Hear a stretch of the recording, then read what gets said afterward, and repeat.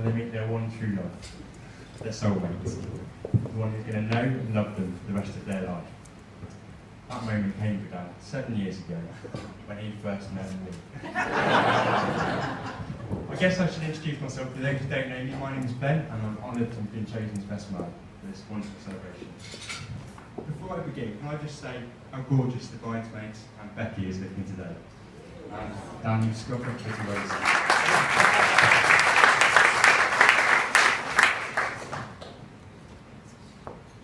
One second. Very fun. Page 2.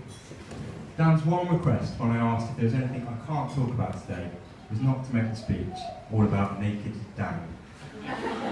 So, I've entitled this speech, Dan in the Flesh, the Bare Truth. But I think actually, I'm going to skip over some of the stories of public nudity.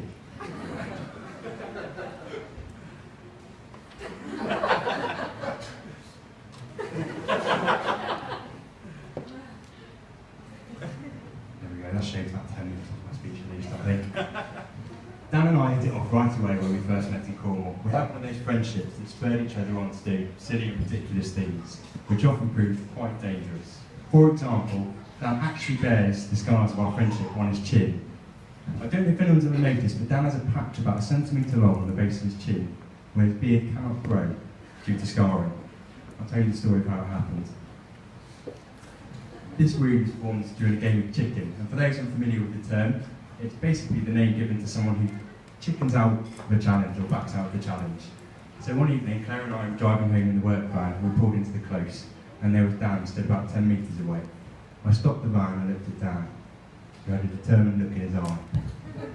The stare-off lasted for a few seconds, and the tension was building. Then Dan started to charge me, full pelt. I slammed the van into first gear and shot off towards him. In my defence, I honestly thought Dan would get out of my way, since I was in a moving vehicle and Dan was on foot. I'll never forget the look on Dan's face as his chin hit the windscreen of the van and slowly slipped down the window, nor the horrified screams of Claire sat next to me. Dan spent that evening in A&E. It soon became a bit of a second home to us whilst living in the family. But don't worry, the injuries were mostly superficial. One thing is for certain, Dan definitely did not become a chicken. I'm sure everybody here is familiar with Jenks and Beck's coffee. It was the coffee that was served earlier today. It's hand roasted by these two, and their little business is coming on really well. It's doing strength to strength. However, I'm sure most people here would not be quite so familiar with Dan's humble beginnings of becoming an entrepreneur. When we lived in Cornwall, our positions were voluntary and we didn't have an income.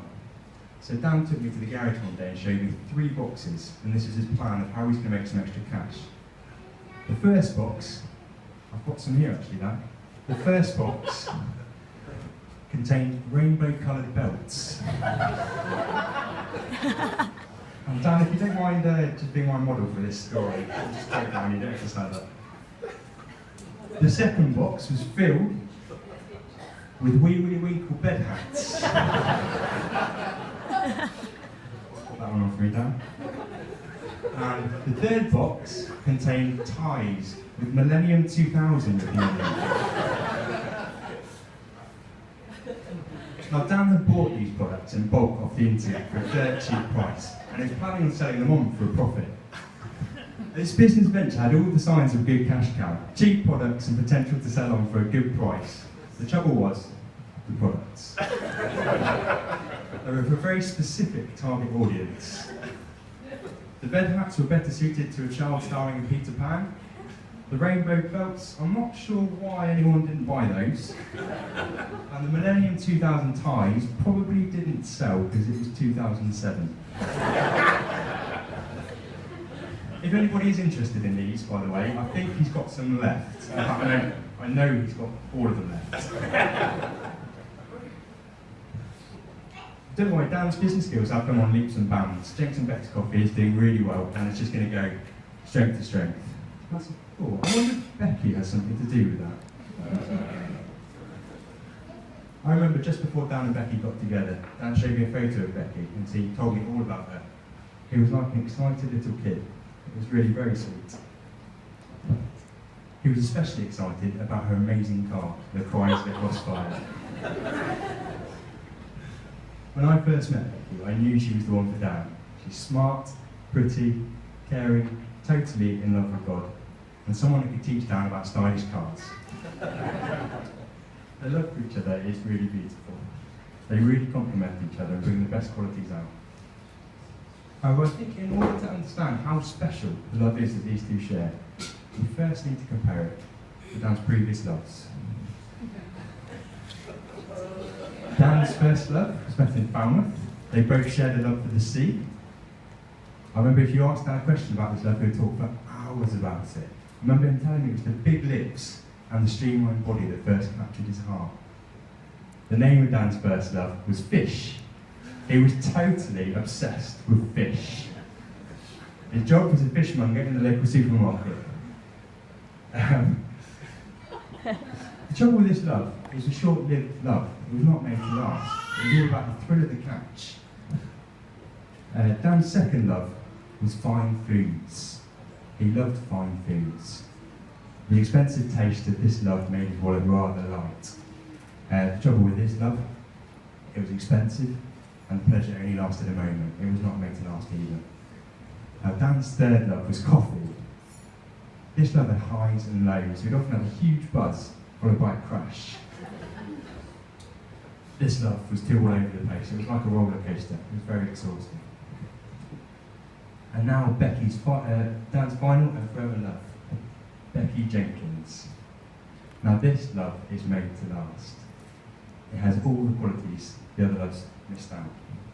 Basically, in comparison, Becky's the perfect catch. She can't possibly be interested in Dan for his money. And she's far more sustainable than the finest coffee bean.